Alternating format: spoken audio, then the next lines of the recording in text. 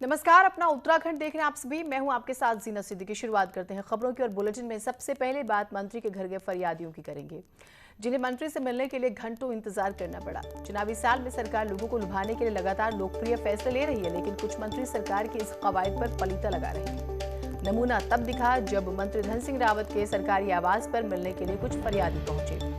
उन्हें गेट के अंदर यानी कि दरवाजे से अंदर घुसने ही नहीं दिया गया।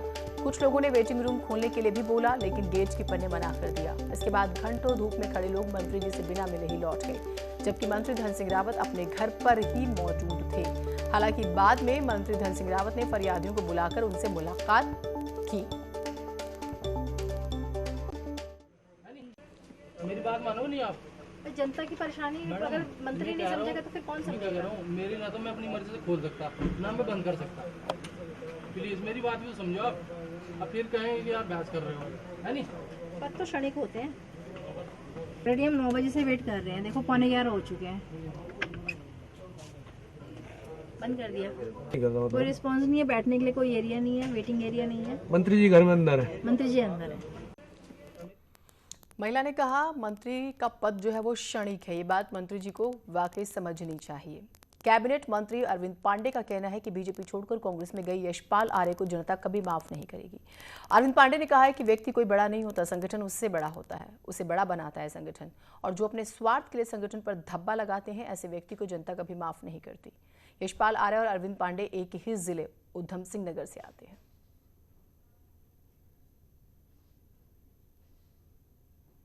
निश्चित ही संगठन का एक बहुत बड़ा एहसान होता है उस व्यक्ति की नाम को चमकाने में। और वो व्यक्ति बड़ा होकर अपने लोभ लालच के लिए उस संगठन को बदनाम करे, उस विचारधारा पर धब्बा लगाए, तो ऐसे व्यक्ति को जनता को कभी माफ नहीं करना चाहिए।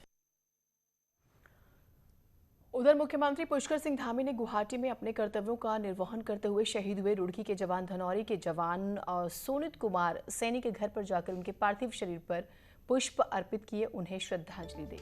दिवंगत आत्मा की शांति व शोक संतप्त परिजनों को धैर्य प्रदान करने की ईश्वर से कामना की।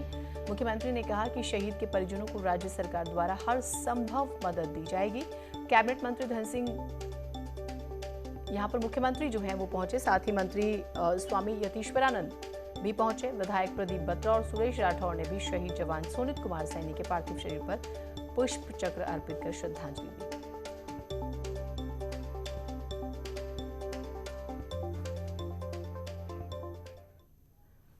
उधर हरिद्वार के सिडकुल में एक रैपिड मोल्डिंग फैक्ट्री में भीषण आग लग जाने से हड़कंप मच गया।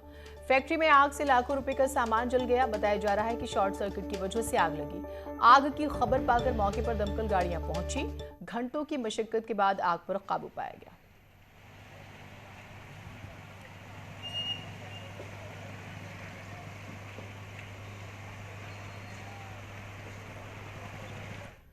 हरिद्वार जिले में तैनात आबकारी विभाग के अधिकारी मनमानी पर उतारू हैं। लक्सर के आबकारी इंस्पेक्टर का घूस लेते हुए वीडियो वायरल होने के बाद जब एसडीएम लक्सर आबकारी निरीक्षक के ऑफिस में जांच करने पहुंचे तो आबकारी इंस्पेक्टर शिव प्रसाद व्यास ने जांच में सहयोग नहीं किया। वायरल वीडियो के बारे में बात करने से भी साफ इनकार कर दिया। उन्होंने एसडीएम को उनके कार्यालय की जांच के लिए अनधिकृत भी बताया। लक्सर एसडीएम वैभव गुप्ता का कहना है कि पूरे मामले की जानकारी जिला अधिकारी को दे दी गई है। आबकारी इंस्पेक्टर शिव प्रसाद व्यास का वीडियो सोशल मीडिया पर वायरल हो रहा है, जिसमें वो होटल के कमरे में एक व्यक्ति से पैसे लेते हुए नजर आ रहे हैं। तो इसी संबंध में आज आबकारी निरीक्षक जो कार्यालय है उसकी जांच की गई, उसके निरीक्षण किया गया बल्कि, लेकिन आबकारी निरीक्षक ने साफ ही यहाँ पर किसी भी तरह का निरीक्षण करवाने में कोई सहयोग नहीं किया है और साफ ही इनकार कर दिया है कि मैं उसके लिए सक्षम नहीं हूँ और उसके लिए मुझे पहले से परमिशन लेनी होगी, 3 दिन पहले से उनको सूचित करना होगा। साथ ही उन्होंने भी कोई भी अभिलेख दिखाने से भी इनकार कर दिया। ये भी कहा है कि अटेंडेंस इत्यादि लगाने का भी कोई प्रावधान नहीं है और ना ही उनके पास कोई मूवमेंट रजिस्टर है और ना ही कोई अभिलेख दे रहे हैं। उनका कहना है कि इस आबकारी अधिनियमों के तहत इसका कोई भी प्रावधान नहीं है और वो मुझे कोई भी प्रकार की जवाब देने के लिए बाध्य नहीं है। तो इसी संबंध में आज आबकारी निरीक्षक जो कार्यालय।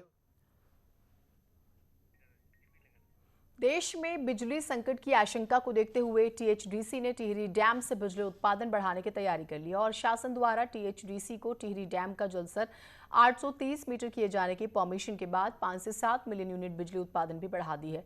टीएचडीसी के अधिशासी निदेशक का कहना है कि नॉर्दर्न ग्रिड से डिमांड के मुताबिक ही फैसला लिया गया है।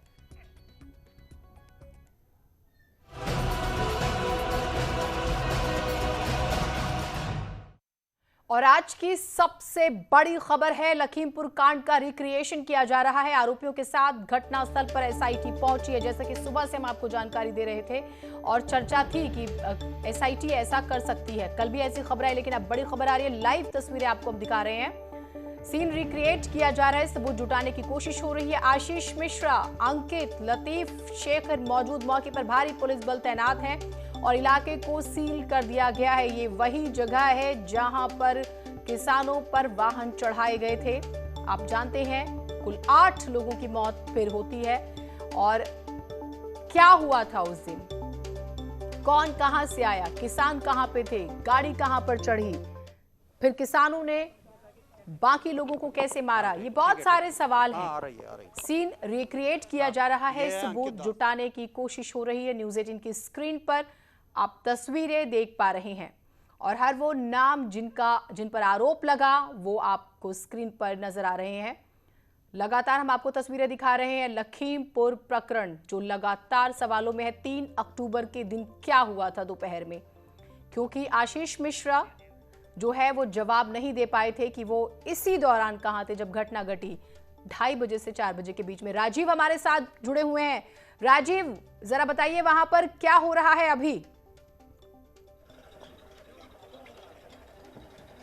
अभी आप देख सकते हैं कि इस घटना का जो मुख्य आरोपी है, आरोपियों में शामिल है अंकित दास, वो इस वक्त पुलिस के आला अधिकारियों को ये बता रहा है कि जब ये घटना हुई तो उस वक्त वो कहां पर मौजूद था। और यहां पर पुलिस पहुंची है। ये वही घटना स्थल है जहां बीते 3 अक्टूबर को हुई हिंसा में 4 किसान, एक पत्रकार समेत 8 लोगों की मौत हुई थी। और इस दौरान पुलिस के अधिकारी ये समझने की कोशिश कर रहे हैं कि जब ये घटना हुई तो उस वक्त अंकित दास कहाँ था। आप देख सकते हैं कि अंकित दास के साथ उसका ड्राइवर शेखर और गनर लतीफ भी मौजूद है। आप देख रहे हैं कि पुलिस के अधिकारियों ने पूछताछ करके आगे बढ़े हैं। मैं अपने सहयोगी से चाहूँगा कि वो ये दिखाएं कि अंकित दास की जो फॉर्च्यूनर थी वो इसी जगह पर पलटी थी। आप देख सकते हैं कि ये वही स्थल है जहां पर जो ब्लैक फॉर्च्यूनर थी वो पलटी थी और इसमें खुद अंकित दास, उसका गनर लतीफ और शेखर मौजूद था।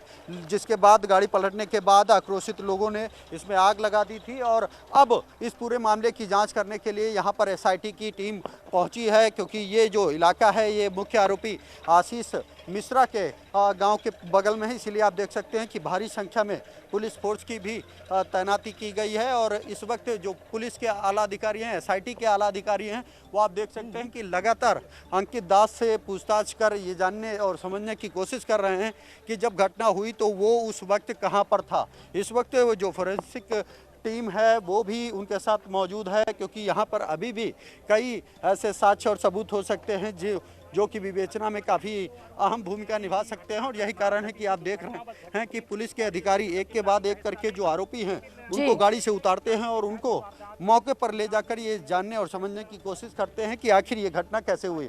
आप देख रहे हैं कि इस वक्त जो एसआईटी के अधिकारी हैं वो अंकित दास और उसके ड्राइवर से बात कर रहे हैं। इसमें इस बात की पुष्टि हुई है कि जब ये घटना हुई तो अंकित दास का जो गनर था उसने फायर भी किया था। और यही कारण है कि जो गाड़ी में 315 बोर के कारतूस मिलने की बात आ रही थी, अब तक ये बचाव पक्ष द्वारा कहा जा रहा था कि ये घटना के बाद डाले गए हैं, लेकिन पूछताछ के दौरान ये खुद अंकित दास ने बोली। राजीव, आशीष मिश्रा कहां पर है? आशीष मिश्रा, क्योंकि ये भी है कि वो भी उन्हें भी लेके जाया गया है, तो आशीष मिश्रा जो है नहीं नजर आ रहे हैं अभी। देखिए इस वक्त जो घटना आगे बढ़ी थी उसमें जो लोग शामिल थे, आप एक बार फिर से देख लीजिए कि ये वही शेखर गुप्ता है जो उस वक्त गाड़ी चला रहा था। इसको आगे लाया जा रहा है। ये फॉर्च्यूनर गाड़ी चला रहा था। इससे जांचने और समझने की कोशिश की जा रही है कि उसकी गाड़ी आखिर कैसे पलटी। सबसे पहले थार गाड़ी आई है जो आप सामने स्पेस देख रहे हैं वहां पर पलटी है, क्योंकि जो आशीष मिश्रा है वो अभी तक यही कह रहा है कि वो घटनास्थल के वक्त मौजूद नहीं था। सबसे पहले जो थार आई वो उसमें नहीं था। इसीलिए जिनकी पुष्टि हो चुकी है कि वो घटनास्थल पे मौजूद थे उनको एक एक करके घटनास्थल पर उतारा जा रहा है और उनसे जांचने और समझने की कोशिश की जा रही है। आप देख सकते हैं कि एसआईटी के जो आला अधिकारी हैं, ये आईपीएस सुनील कुमार सिंह नजर आ रहे हैं। ये लोग मौके पर पहुंचकर इस मामले की जांच कर रहे हैं। और ड्राइवर को आप देख सकते हैं कि एक बार बार फिर उस स्थल पर लाए हैं जहां पर वो फॉर्च्यूनर पलटी थी जिसमें अंकित दास सवार था। और यहीं पर जैसा कि मैं आपकी बात से समझ पा रही हूँ, हम लोगों की भीड़ भी देख रहे हैं और वहां पर जो है सुरक्षा बल भी तैनात है। आप ये कह रहे हैं कि इन चारों को लेकर जाया गया, लेकिन एक एक करके पूछताछ हो रही है ताकि देखा जाए कि इनके बयान मिलते हैं या फिर विरोधाभासी हैं। और देखिए, जब कोई अपराध होता है और मामला गंभीर होता है तो पुलिस क्राइम सीन भी रिक्रिएट करती है और घटना स्थल पर जाती है और ये जांचने समझने की कोशिश करती है कि कैसे एक एक करके ये घटना हुई, किन परिस्थितियों में हुई और कौन कौन से लोग शामिल थे। और यही कारण है कि ये मामला केंद्रीय गृह राज्य मंत्री अजय मिश्रा के बेटे आशीष मिश्रा से जुड़े होने के कारण आप देख रहे हैं कि जो SIT की टीम है वो मौके पर पहुंची है, क्राइम सीन क्रिएट कर रही है और पहले उससे पूछताछ कर रही है जिन पर आरोप है। इस दौरान FSL की फोरेंसिक साइंस लैब की भी टीम आपको नजर आ रही है। इस दौरान अभी SIT को ये उम्मीद है कि यहाँ पर कुछ ऐसे साक्ष्य और सबूत मिल सकते हैं जो विवेचना में काफ़ी अहम हो सकते हैं और यही कारण है कि इन आरोपियों से मौके पर पूछताछ के साथ तमाम वो साक्ष्य संकलन का भी काम यहाँ पर किया जाएगा ताकि ये पता लगाया जा सके कि बीते 3 अक्टूबर को जो हिंसा हुई थी उसमें किन किन की भूमिका थी, किस किस का हाथ था और ये पूरी घटना कब और कैसे हुई। बिल्कुल, जरा तस्वीरें आप दिखाते रहिएगा राजीव। लगातार हम देख रहे हैं कि बैरिकेडिंग बाकायदा की हुई है और ये इन्वेस्टिगेशन का पार्ट होता है और लोग भी आसपास अब जमा होने शुरू हो गए हैं, जरा वो भी दिखाइए। और कौन कौन आया है, जो दर्शक हमारे साथ अभी जुड़े हैं उन्हें बताइए। और लगभग ये जो पूरा इन्वेस्टिगेशन है कितने वक्त तक चलेगी?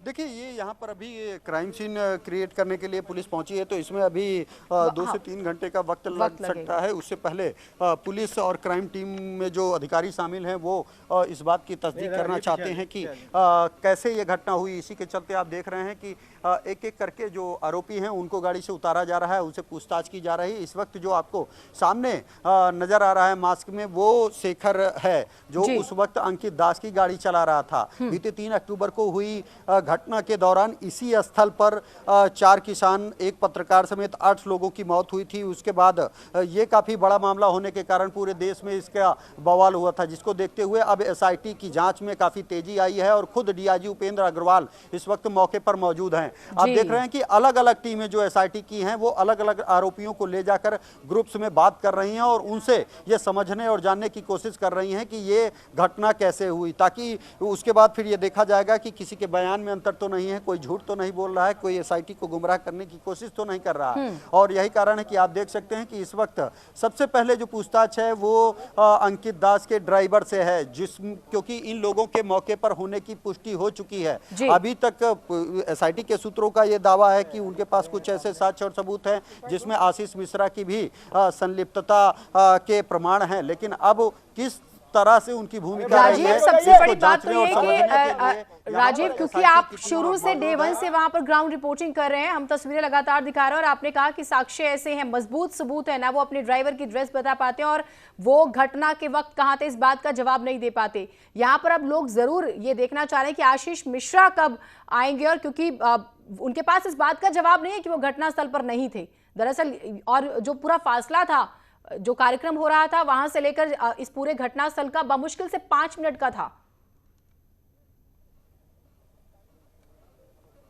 ये बात सच है। आप देख रहे हैं कि इस वक्त जो अंकित दास का गनर है उसको मौके पर लाया गया है कि क्योंकि इस दौरान घटना स्थल पर फायरिंग की भी बात सामने आई थी और जो कि वायरल वीडियोज में उसकी आवाज़ भी स्पष्ट नज़र आ रही है। ऐसे में बताया जा रहा है कि ये वही गनर है जिसने मौके पर फायर किया था। इस दौरान अंकित दास की गाड़ी में राइफल और गन्स मौजूद थी, जिसकी पुष्टि भी जाँच में हुई है। आप देख सकते हैं कि इस वक्त SIT के अधिकारी उससे पूछताछ कर रहे हैं और ये जानने समझने की कोशिश कर रहे हैं कि किन परिस्थितियों में उसने फायर किया, क्या वो गोली किसी के लगी या फिर नहीं। ये तो अभी तक की पुष्टि नहीं हुई, क्योंकि एक बार जो किसान था नानपारा का, उसमें ये दावा कर रहे थे किसान कि उनको गोली लगी है, लेकिन 2 बार पोस्टमार्टम कराए जाने के बावजूद उसकी पुष्टि नहीं हुई थी।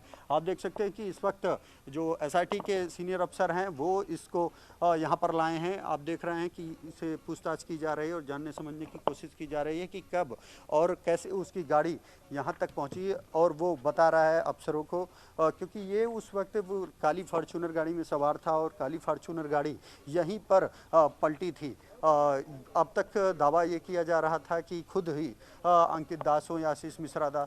आप देख सकते हैं कि इस वक्त जो एक पैनल है वकीलों का वो भी यहाँ पर पहुँचा है और वो मौजूद है ताकि वो पूछताछ के दौरान इस वक्त हमारे साथ वकील साहब मौजूद हैं, बात करेंगे। अवधेश सिंह साहब, सर क्या रहा है अब तक के जो अभी स्पॉट इंस्पेक्शन हो रहा है, जांच कर रहे हैं। जांच करने वाले लोग एसआईटी टीम है, फॉरेंसिक टीम है, बहुत लोग जानकारी कर रहे हैं किधर गाड़ी पलटी, कैसे गाड़ी पलटी, कहाँ पे गाड़ी एक्सीडेंट होने से पहले गाड़ी को तोड़ा गया है, उस पर लाठी बरसाई गई है, उसका आगे का शीशा टूटा है, पीछे का टूटा है, उसी के बाद तो गाड़ी लहराई है। वही लोग जानना चाहते हैं कि एक्सीडेंट से पहले गाड़ी कब तोड़ी गई। तो वो वहाँ 1 किलोमीटर पहले ही उस पर लाठी डंडे चल रहे थे जिससे से सूटा टूट गया। आशीष मिश्रा को भी यहाँ पर दिखाया जाए? नहीं, आशीष मिश्रा से यहाँ से मतलब ही नहीं है। आशीष मिश्रा यहाँ पे नहीं है। आशीष मिश्रा वहाँ दंगल के लिए लाए गए हैं, दंगल में दिखाया जाएगा। आशीष मिश्रा तो यहाँ थे ही नहीं, इसलिए यहाँ नहीं उतारा गया ना, उनसे मतलब है कोई। यहाँ पे अंकित दास भागा था उतर के गाड़ी से, हाँ। तो अंकित दास से पूछा गया कहाँ से उतरे थे, कहाँ से भागे थे। एक गाड़ी आने दो भैया। जैसा कि आपने सुना ये तो राजीव, ये तो बहुत बड़ी खबर है, ये हमें हमारे दर्शकों को बतानी होगी कि आशीष मिश्रा यहाँ पर नहीं है और उन्हें दंगल वाले स्थान पर ले जाया गया। अगर मुमकिन है तो जरा ये जानकारी जुटाने की कोशिश कीजिए कि क्या वहां पर भी टीम अभी ही पहुंची हुई है, क्योंकि अभी हमने वकील को सुना, वो ये कहते हैं कि उन्हें वहां पर उतारा गया है। उतारा गया नहीं है जीनत, अभी वो यहीं पर गाड़ी पे मौजूद है क्योंकि अब तक की जो साक्ष्य और सबूत और वायरल वीडियोज आए हैं उसमें आशीष मिश्रा के यहाँ पर होने की पुष्टि नहीं हुई है, लेकिन वो आगे जो गाड़ी है उसमें बिठाए गए हैं। और क्योंकि वो ये दावा कर रहे थे कि वो सिर्फ दंगल जहाँ पर हो रहा था वहाँ पर मौजूद थे, तो ऐसे में अभी जिन आरोपियों की मौके पर होने की पुष्टि हुई है उन्हीं को एक एक करके उतारा जा रहा है और उन्हीं से ये जानने समझने की कोशिश की जा रही है कि घटना के वक्त वो कब और कहां थे और किन परिस्थितियों में ये पूरी घटना हुई। ऐसे में आशीष मिश्रा को अभी जब सभी लोगों के साथ आगे ले जाया जाएगा तो दंगल पे, क्योंकि ये सारे लोग बताया ये जा रहा है कि पूछताछ में ये बात सामने आई थी कि आशीष मिश्रा के कहने पे ही ये लोग आगे आए थे इस रास्ते से डिप्टी सीएम को रिसीव करने के लिए।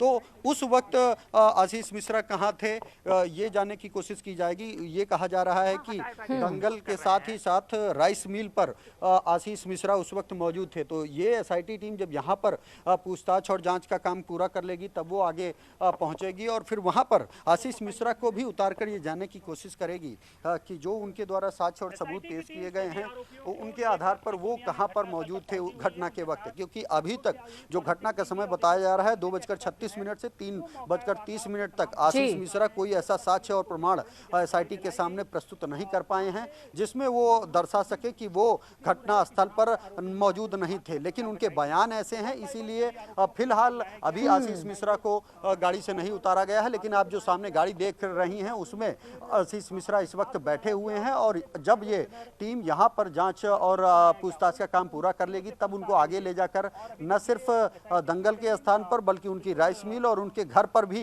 ये जानने और समझने की कोशिश करेगी कि कब आशीष मिश्रा को ये संदेश मिला और कब आशीष मिश्रा ने लोगों को ये कहा कि आप इस रास्ते से जाएं, जो कि अभी तक बयान में सामने आया। तो कुल मिलाकर हर एंगल पर एसआईटी ये जांच कर यहां पर मौके पर पहुंचकर समझना चाहती है, जानना चाहती है, ताकि इस घटना का पता लगाया जा सके कि आखिर इस घटना में किन किन लोगों की संलिप्तता थी और कौन कौन लोग शामिल थे इस घटना में। बिल्कुल, ये बहुत जरूरी है। और जो जानकारी आई है कि आशीष मिश्रा है इस टीम के साथ एक गाड़ी में बैठे हुए हैं, यहाँ पर पूरी इन्वेस्टिगेशन जब हो जाएगी, सीन रिक्रिएट किया जाएगा, उसके बाद दंगल वाले स्थान पे भी जाया जाएगा और सवाल जवाब उनसे भी होंगे कि 2:36 से लेकर 3:30 बजे तक 3 अक्टूबर को वो वहां पर क्या कर रहे थे, अगर थे तो उनके पास इस बात का क्या प्रूफ है, क्योंकि वो अभी तक कोई प्रूफ नहीं दे पाए हैं।